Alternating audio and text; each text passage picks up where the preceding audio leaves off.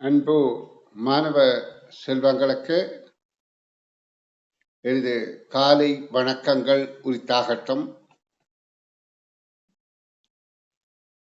நாங்கள் தற்பொழுது தரம் 3க்கான பயிற்சிகள் பார்வையிட்டுக் கொண்டிருக்கின்றோம். புலமைப்பரிசில் பரீட்சையை வெற்றி கொள்வதாயிருந்தால் இலகுவான பயிற்சிகளில் ஆர்வமாக நாங்கள் பங்கு பெற்றுவதன் மூலம், அந்த பயிற்சிகளை புரிந்து கொள்வதன் மூலம் கடினமான பயிற்சிகளையும் வெற்றி கொள்ள முடியும் என்ற ஆணித்தரமான கருத்து உங்களுக்கு மனதில் பதிந்திருக்கணும்.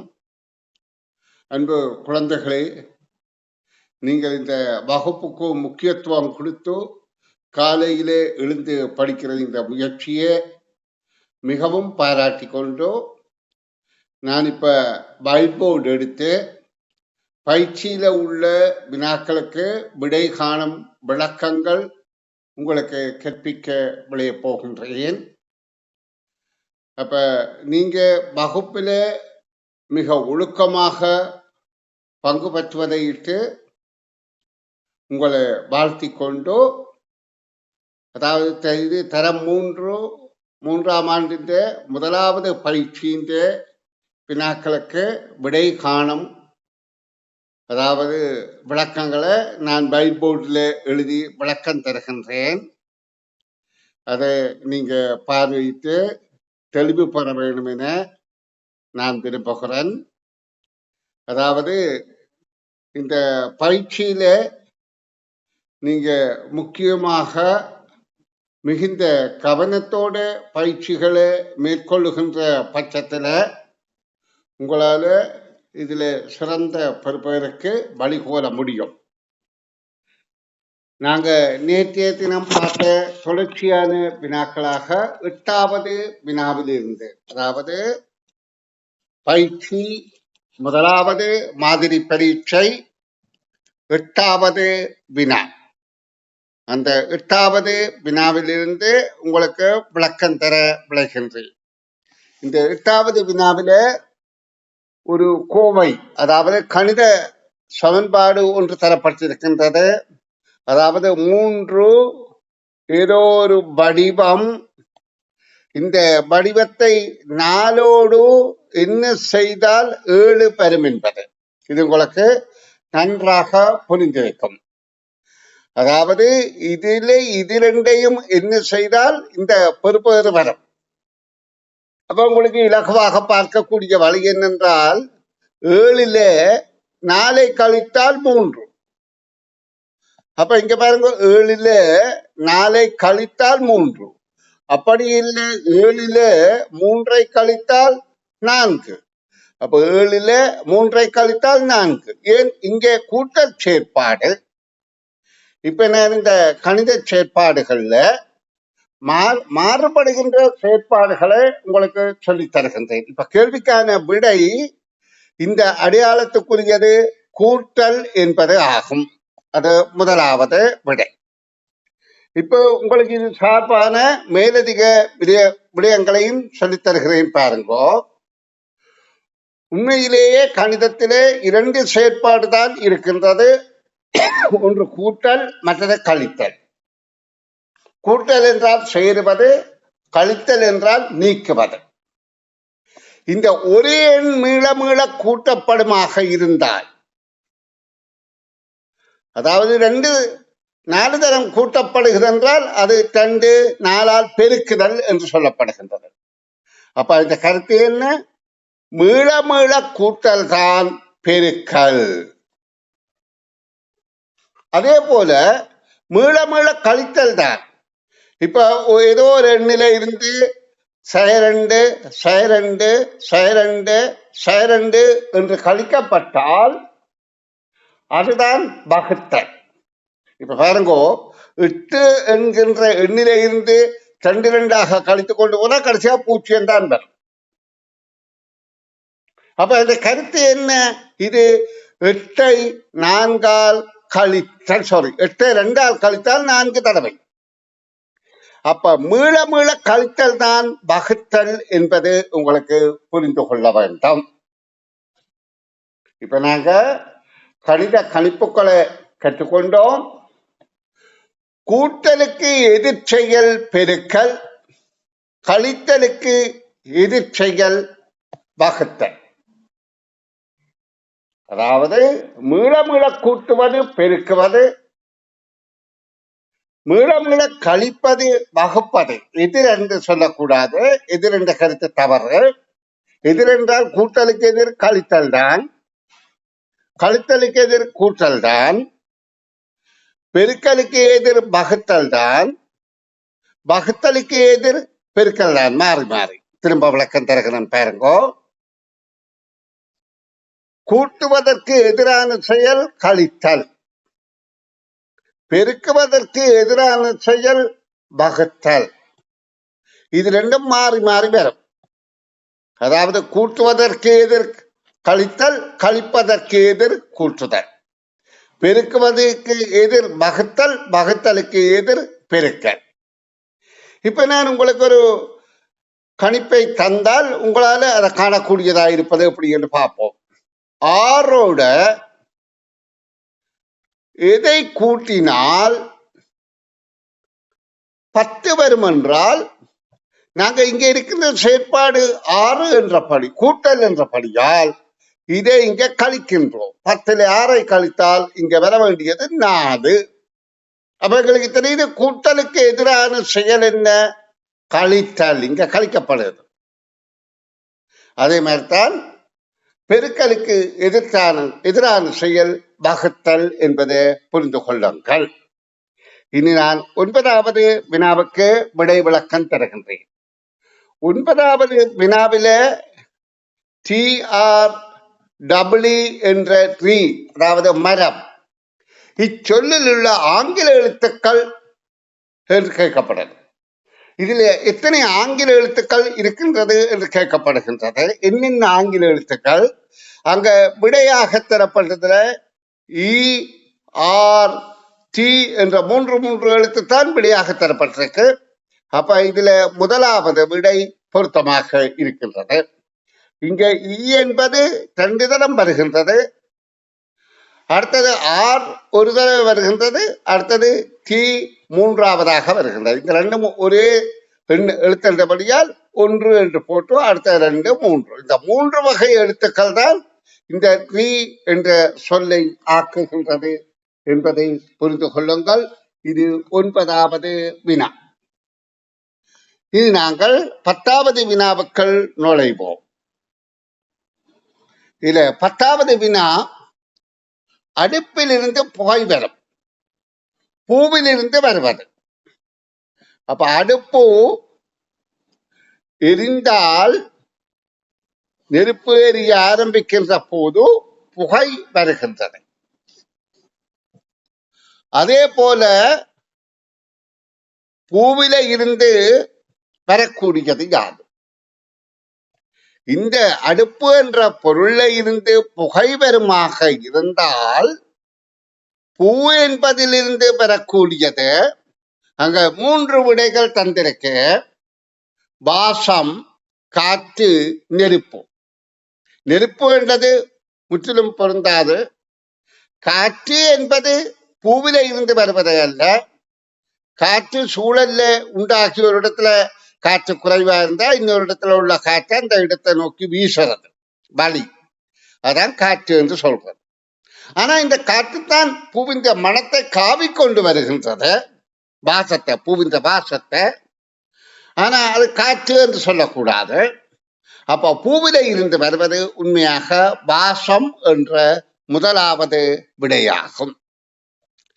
இனி நாங்கள் 11வது வினாவை பார்த்தால், தரம் என்ற சொல்லில உள்ள எழுத்துக்கள் பாதியாக வெட்டப்பட்டு மேலே உள்ளது முதல் பகுதியில் தந்து, முதல் பகுதியில கேள்வியில இந்த மேலே உள்ள பகுதியை தந்து, இந்த பகுதி தரப்பட்ட கீழ்ப்பகுதி இனங்காண சொல்லி கேட்கப்பட்டிருக்கு. அப்ப எங்களுக்கு தெரியுது இதுல முதலாவது விடையாக இருப்பதுதான் கீழ்ப்பகுதியாக இருக்கின்றது. இதே போல இது விடுபட்ட பகுதியை கண்டுபிடிக்க ஆற்றல். ஒரு முக்கால் வட்டத்தில, அதாவது 3ஆக பிரிக்கப்பட்ட முக்கால் வட்டத்தில இப்படி பகுதிகள் தரப்பட்ட இதன் விடுபட்ட பகுதிக்கு எது பொருத்தம் என்று கேட்கப்பட்டால் எங்களுக்கு தெரியணும் இது கால் வட்டம், இதுக்குள்ள உள்ள வடிவமும் வட்டமாக இருக்கணும். அப்ப இதற்கு விடுபட்ட பகுதி முதலாவது தான் பொருத்தமானது. இது நீங்க பயிற்சித்தாள்களை பார்வையிடுகிறீர்கள், நான் விளக்கம் தருகின்ற போது விளங்கிக் கொள்கிறீர்கள். சரி, இனி அடுத்த 13வது வினாவுக்கு செல்கின்றேன்.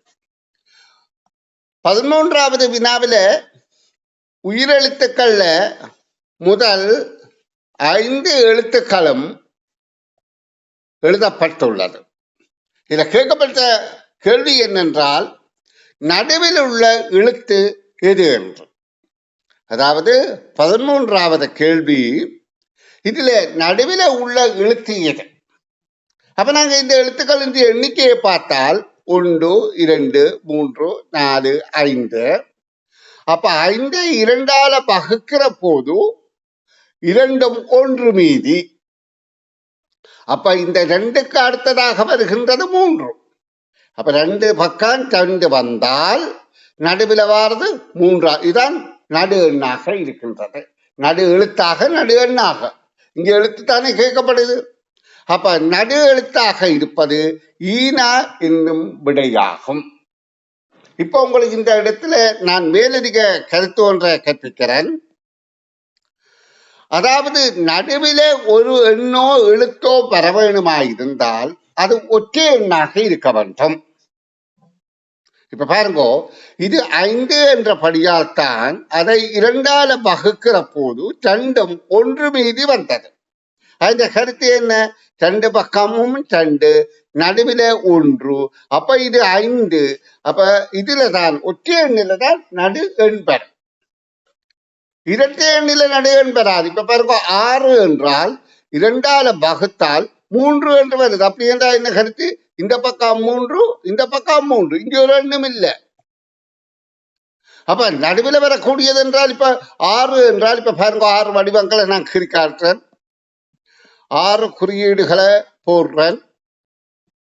இதுல நடுவில் வாரது எவை என்று சொன்னா இந்த 2ம் சேர்ந்துதான் பெறும், அல்லது நடுவில் 1 மில்லி என்று தான் பெறும். அப்ப எங்களுக்கு இதுல இருந்து என்ன விளங்குது? இப்படி 5 இருந்தால் நடுவில் வாரது 3ஆவது, இங்க இருந்த 3ஆவது, இங்க இருந்த 3ஆவது தான் 5 இருந்தால் வாரது.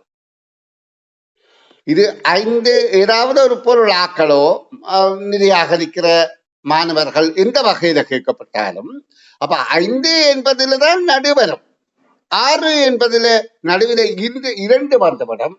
அப்ப இதுல இருந்து எங்களுக்கு என்ன விளங்குது? அரசு கேட்கப்படுற வினாக்களுக்கு விடை காண்பதற்கு இலகுவழி. இதிலிருந்து என்ன தெரிகின்றது?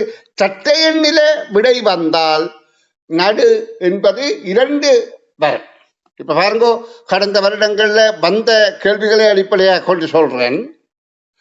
ஒரு வகுப்பறையில ஆண்களின் எண்ணிக்கையை விட பெண்களின் எண்ணிக்கை 1 அதிகம். ஒரு வகுப்பறையில இருக்கின்ற ஆண் மாணவர்களின் எண்ணிக்கையை விட பெண் மாணவர்களின் எண்ணிக்கை 1 அதிகம். அவ்வகுப்பறையில் இருந்த மாணவர்களின் தொகை 36, 37, 38 என்று கேட்டால் உங்களுக்கு தெரியணும், இதுல ஆண் மாணவர்களின் எண்ணிக்கையை விட 1 அதிகம் என்றால் அது ஒற்றை எண்ணாகத்தானே இருக்க வேணும். அப்பதானே இங்கால ஆண் ஒரு எண்ணிக்கை, இங்கால பெண் ஒரு எண்ணிக்கை, நடுவிலேயும் ஒரு பெண் வருகின்றார். அப்போ ஒற்றை எண்ணாக வருவது 37 என்ற விடையை தெரிவிச்சுக்கோம். இப்படியான கேள்விகள் வேறு விதத்துல அரச பரீட்சைகளில் கேட்கப்பட்டுள்ளன. அந்த பரீட்சைத்தாள்களை பார்க்கின்ற போது நான் உங்களுக்கு இன்னும் மேலதிகமாக விளக்கம் தருவேன். இனி நான் அடுத்த வினாவுக்கு விடை காணும் விளக்கம் தருகின்றேன். இது பயிற்சித்தாள் மாதிரி பரீட்சை 1இன் 14வது வினா. இதுல என்ன இலகுவான வினாக்கள் தான். 1 2 3 ஆகிய 3ஐயும் கூட்டினால் கிடைப்பது. அப்ப இது நாங்கள் கூட்டுவோமாக இருந்தால் கிடைப்பது 6. இது 3வது முக்கோண எண் என்று நாங்கள் படித்திருக்கிறோம்.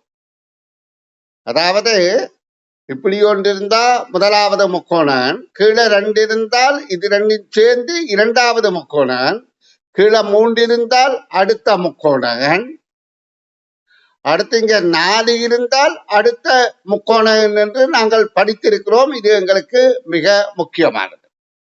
அதாவது முக்கோண எண்ணில 1வது 1, இது தனிங்க. 2வது இது 2 சேர்ந்த 3, அடுத்தது 6, அடுத்தது 10, இது சேர்ந்து 10 என்பது உங்களுக்கு சரி. அப்ப இதுல 1 2 3 கூட்டினால் 10 6 கிடைக்கும். அப்ப கேள்விக்கான விடை 6 என்பது 2வது விடை. இந்த இடத்துல நான் மேலதிகமாக உங்களுக்கு எண்களின் சில சூக்ஷ்ம தன்மைகளை விளக்கம் தருகிறேன், கேளுங்கோ. இப்போ அடுத்தடுத்த எண்களை கூட்டினால் 1ஐயும் 2ஐயும் கூட்டினால் 2ஐயும் 3ஐயும் கூட்டினால் 3ஐயும் 4ஐயும் கூட்டினால் கிடைப்பது யாது என்ற வினாவில பாருங்கோ. இதுல 3 கிடைக்கின்றது, இதுல 5 கிடைக்கின்றது, இதுல 7 கிடைக்கின்றது. அப்ப எங்களுக்கு தெரிந்திருக்கணும், அடுத்தடுத்த இரு எண்களை கூட்டுகின்ற போது அது என்ன எண்ணாக இருந்தாலும் கிடைக்கின்ற விடை ஒற்றை எண்ணாகத்தான் இருக்கும். என்ன காரணம்? அடுத்தடுத்து வருகின்ற எண்கள்ல 1 ஒற்றையன், இரட்டையன் நினைக்க 2ஐயும் கூட்டினால் கிடைப்பது ஒற்றை எண்ணாகத்தான் இருக்கும். இதே போல ஒன்றோட 2 விட்டு 3ஐ கூட்டினால், 2ஓட 3 விட்டு 4ஐ கூட்டினால், 3ஓட 4 விட்டு 5ஐ கூட்டினால் என்ன கிடைக்குது என்று பார்ப்போம். இப்படியான கூட்டல்ல கிடைப்பது எங்களுக்கு இரட்டை எண் என்பது தெரிகின்றது. பாருங்க, 1 3 4, 2 4 6 இரட்டை எண் விடையாக கிடைக்கின்றது. 3 5 8. அப்ப எங்களுக்கு இதுல தெரிந்தது என்ன? அடுத்தடுத்து வரும் இரு எண்களை கூட்டினால் கிடைப்பது ஒற்றை எண். 1 விட்டு 1 வருகின்ற எண்ணை, இதுல 2ஐ தவிர்த்து 1ஐயும் 3ஐயும் கூட்டினால் கிடைப்பது இரட்டை எண் என்ற சூக்ஷ்மம் உங்களுக்கு தெரிந்திருக்க வேண்டும். இனி 15வது வினாவுக்கு போறேன். இதுல கேட்கப்படுகிறது, திங்கட்கிழமையிலிருந்து வெள்ளிக்கிழமை வரை பாடசாலை செல்லும் நாட்களின் எண்ணிக்கை. உங்களுக்கு தெரியும், பாடசாலை திங்கள், செவ்வாய், புதன், வியாழன், வெள்ளி என்ற 5 நாட்கள் நடக்கின்றது. அப்ப 2வது விடை 5 என்பது பொருத்தமாக இருக்கின்றது. இந்த கலண்டர் நாட்காட்டியை பற்றியெல்லாம் மிக விரிவாக தெளிவாக படித்திருக்கணும். காரணம் என்னென்றால் கேள்விகள் அதில் நிறைய கேட்கப்படுவது இயல்போ. இனி நாங்கள் 16வது வினாவை பார்வையிடுவோம். இங்கே ஒரு படம் தந்திருக்க பிள்ளைகள். இது ஒரு பட்டத்தின் படம். இந்த படத்தை வைத்துக்கொண்டு கேள்வி என்ன கேட்கப்படுறது? படத்தை குறிக்கும் சொல்லிலிருந்து ஆக்கக்கூடியது. இந்த படத்தின் சொல்லிலே இருந்து இந்த படத்துக்குரிய சொல் நாங்கள் ஊகிக்கின்ற போது எங்களுக்கு விளங்குகின்றது பட்டம். இந்த பட்டம் என்ற சொல்லிலே இருந்து ஆக்கக்கூடிய சொல், இதுல பாடம் தந்திருக்க. பாடம் என்பது பொருந்தாது. ஏன்? பாடம் என்பதற்கு பாவன்னா இல்லை. அடுத்தது படம் தந்திருக்குது, படம் என்பதற்கு பொருந்தும். ப-ட-ம்.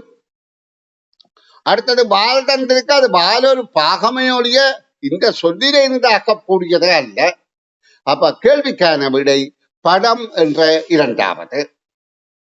இதே போல அடுத்த வினாவில ஒரு கப்பல் தந்திருக்க பிள்ளைகள். இந்த கப்பல்ல இப்படியாக கப்பல் இருக்கின்றது. இந்த கப்பல்ல இதிலே இருந்து ஆக்கக்கூடிய சொல் யாது? அப்ப கப்பல்ல இருந்து ஆக்கக்கூடிய சொல் முதலாவது பால் என்ற விடையை தந்திருக்கு. அதாவது முதலாவது விடை பால் என்று இதுல பாலாக்க முடியா, பாவன் நாய் இல்லை. இரண்டாவது விடை பல்லன் இருக்குது, பல்லாக்க முடியும். இது ரெண்டையும் சேர்த்து அப்ப தண்ணீரை வாக்க முடியாது. அப்ப இரண்டாவது விடைதான் பொருத்தமானது. இனி இந்த பக்கத்தில் இருக்கின்ற 18, 19வது வினாவுக்கு ஒரு அடைப்பில பாடல் இருக்கின்றது. அந்த பாடலை வாசிக்கிறேன், கேட்டுக்கொள்ளுங்கள். நான் முதல் எழுத்துக்களை மட்டும் பாடலை வாசிக்கின்ற போது சொல்லுகின்றேன். அப்ப கேள்விக்கு விடை காண்பதற்கு இலகுவாக. விசிறி விசிறி விசிறி வீட்டில் உள்ள விசிறி, பாட்டி செய்த விசிறி, பனை ஓலையிலே விசிறி. இந்த பாடலை நல்லா பார்த்துக்கொள்ளுங்க. இதுவும் கூட இப்ப நீங்க பயிற்சித்தாலும் நீங்க பார்த்து கொண்டுதான் இந்த வினாவிடை விளக்கம் கேட்கிறீர்கள். அப்படி கேட்டால்தான் பூரண பயன். ஏனென்றால் நான் பயிற்சித்தாளை காண்பித்தா இவ்வளவு தெளிவாக உங்களுக்கு விளக்கம் தர முடியாது. அப்ப பயிற்சித்தாளை காண்பிக்காமல் உங்களுக்கு வினாவிடை விளக்கம் தருகின்ற போது நிறைய கற்பிக்கக்கூடியதாக இருக்கும். இப்ப பாருங்க, இதுல பாடலை மீள வாசிக்கிறேன். இந்த பாடல் ஒரு அடைப்பில தரப்பட்டிருக்குது.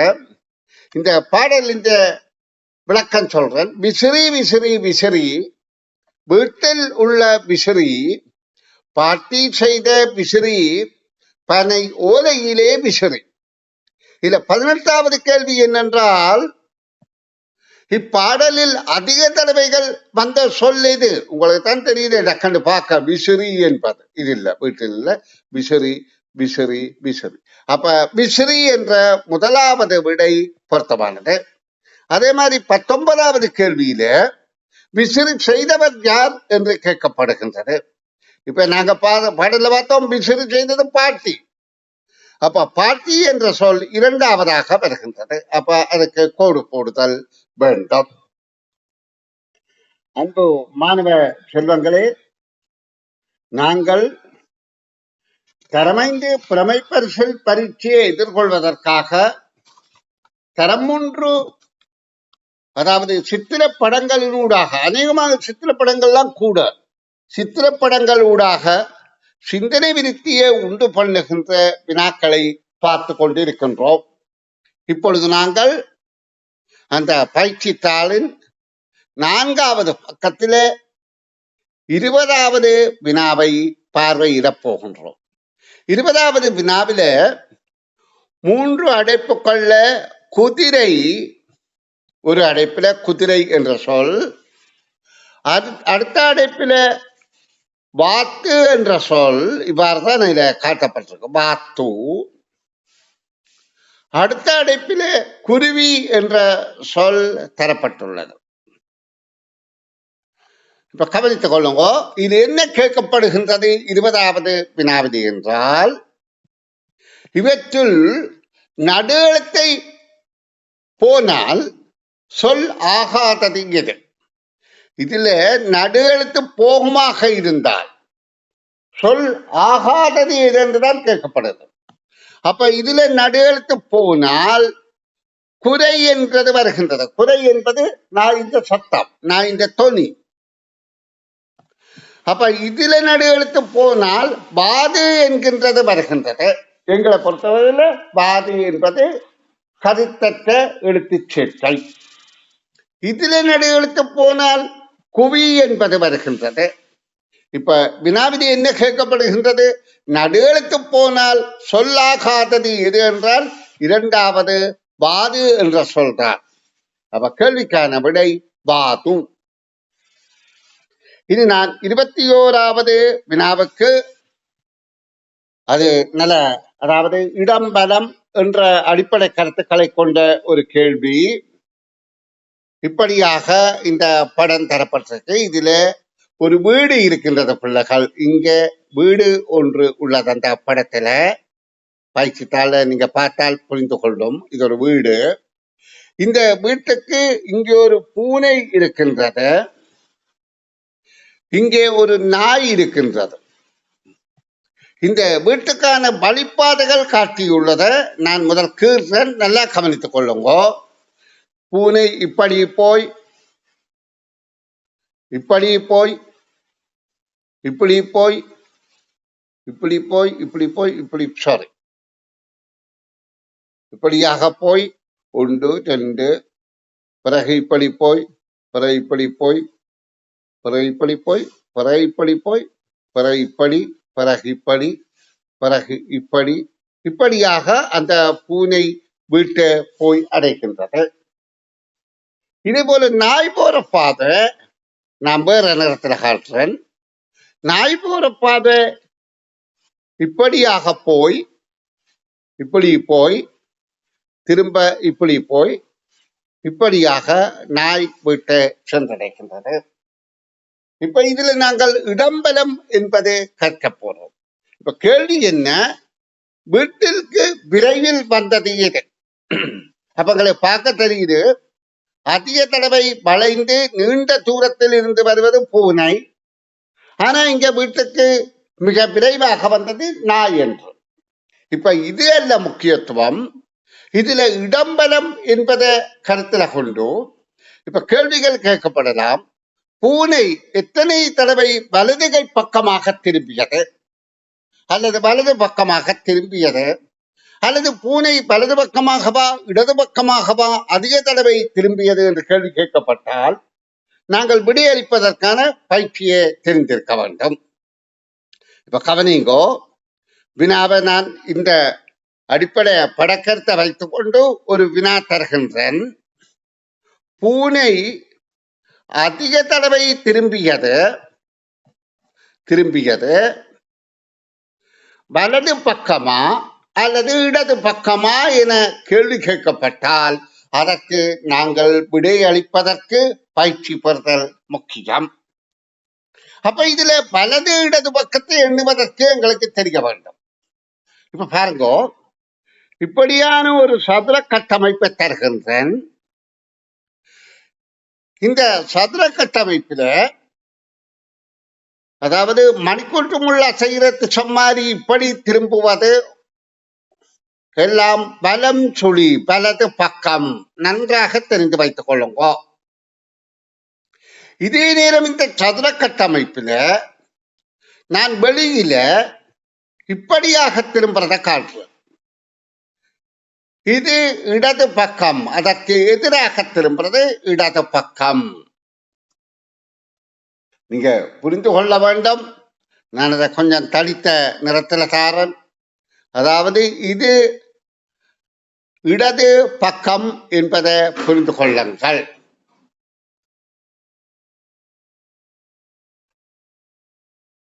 இப்ப நான் இதுல கேட்ட கேள்வி என்ன, பூனை அதிக தடவைகள் திரும்பியது வலது பக்கமா இடது பக்கமா? அப்ப நாங்க இதுல உள்ள பக்கங்களை வலது இடது என இனங்காண வேண்டும். இப்ப பாருங்க, இது முதல்ல பூனை இப்படி போன பூனை இப்படி திரும்புதென்றால் வலது பக்கம். இங்க பாருங்க, இதே போல இருக்கின்றது வலது பக்கம்.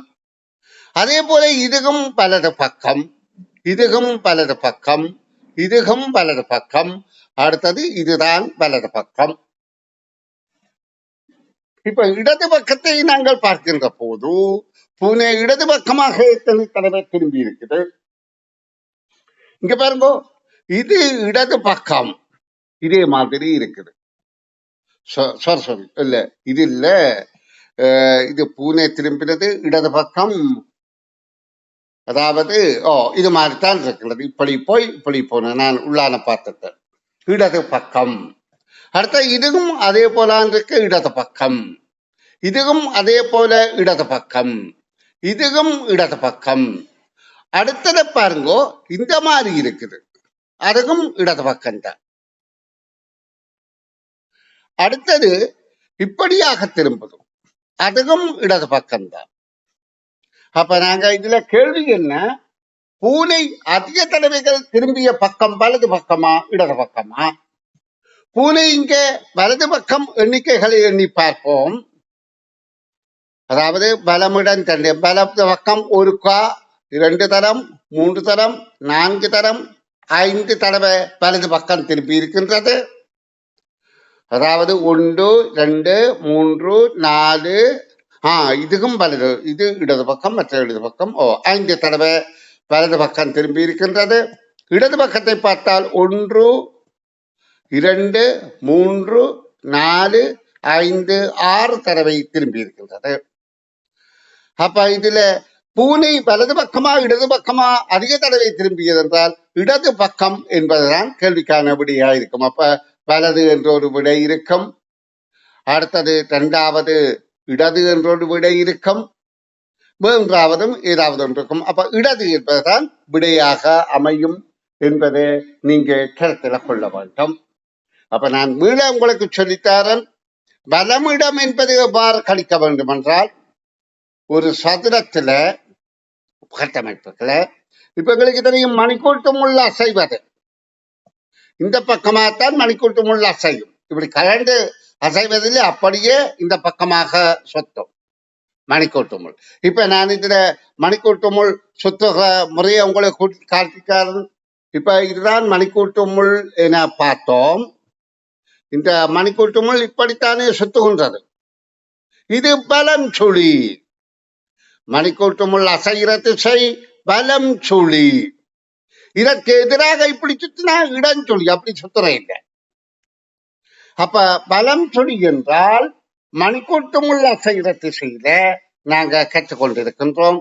இப்படி சுற்றுவது பலம் சுழி. சாரி, அதாவது பலம் சுழி என்பதை உங்களை கற்றுத்தாரன்.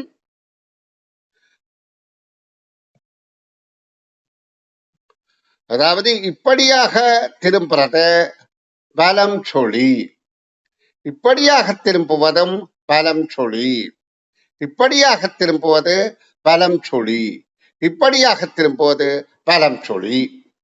நான் இப்ப இதுல மணிக்கூட்டு முள்ள காட்டுறேன் பாருங்க. இது ஒரு சதுர மணிக்கூடு என்று வைத்துக் கொள்ளுங்க. இந்த மணிக்கூட்டு முள் சுத்துகின்ற திசையை பாருங்க. இப்படியாக திரும்பினா பலம் சுழி, இப்படி திரும்புறது பலம் சுழி, இப்படி திரும்புறது பலம் சுழி, இப்படி திரும்பாத இடத்துக்கு வருகின்றது. அப்ப எங்களுக்கு இப்ப பலம் சுழி என்ற கருத்து விளங்கிவிட்டது. இது பலம் சுழி, இது பலம் சுழி, இது பலம் சுழி, இது பலம் சுழி அல்லது வலது கை பக்கம் வலது பக்கம். இதற்கு எதிரானதுதான் இடது கை பக்கம். அதாவது இடது என்பது இதற்கு எதிரானது. அதாவது இப்படி திரும்பி சுத்தினா இடது, இப்படி திரும்பி சுத்தினா இடது, இப்படி திரும்பி சுத்தினா இடது, இப்படி சுத்துவது இடது. இதை நாங்கள் கைகளை வைத்து நீங்க பார்த்து கொள்ளலாம். நீங்க இதுல ஒரு ஆள் நிக்கிறீர்கள் என்று வைத்துக் கொள்ளுங்க. நீங்க இப்படி போய் இப்படி திரும்பிக்க உங்களுக்கு தெரியும் இந்த வலது கை இங்கதான் நிற்கும். இப்படி போய் இப்படி திரும்பிக்க உங்களோட வலது கை இங்கதான் நிற்கும். இப்படி போய் இங்க திரும்பிக்க உங்களோட வலது கை இங்கதான் நிற்கும். அதே போல இப்படி திரும்பிக்க வலது கை இங்கே நிற்கும். அதுக்கு எதிராக திரும்புகின்ற போது இடது கை பக்கம் என்பதை புரிந்து கொள்ளுங்கள். நன்று மாணவ செல்வங்களே, இனி நீண்ட நேரம் கற்பிக்க முடியாது. 35 நிமிடங்களுக்கு மேல நான் இதுல கற்பிப்பது சாத்தியமில்லை. காரணம் என்னென்றால் இது இலவச Zoom லிங்க். அப்ப அது ஒரு 40 நிமிடத்துக்கு மேல வேலை செய்யாது. அதுக்கு மேல தானாக நிறுத்தப்பட்டுவிடும். அப்ப நாங்க இதை கற்றுக்கொள்ளணும். அதாவது என்னதான் இருந்தாலும் படுக்கையில இருந்து படிக்கிற பழக்கத்தை தவிர்த்துக் கொள்ளுங்கள். அதை போன்ற உதவாத பழக்கம் ஒன்றுமில்லை. படுக்கையில இருந்து நீங்க படிக்கிறீர்கள் என்றால் அது உங்களை சோம்பேறிகள் என்பதைத்தான் காட்டுகின்றது. அப்ப நாங்க சோம்பல்தனத்தை நீக்கி படிப்புக்காக முக்கியத்துவம் கொடுக்கணும் என்றால் நித்திரையாலே எழுந்திருந்து படித்தல் வேண்டும். அநேகமான பிள்ளைகளை படித்தான் இருக்கிறீர்கள் எல்லாருமே.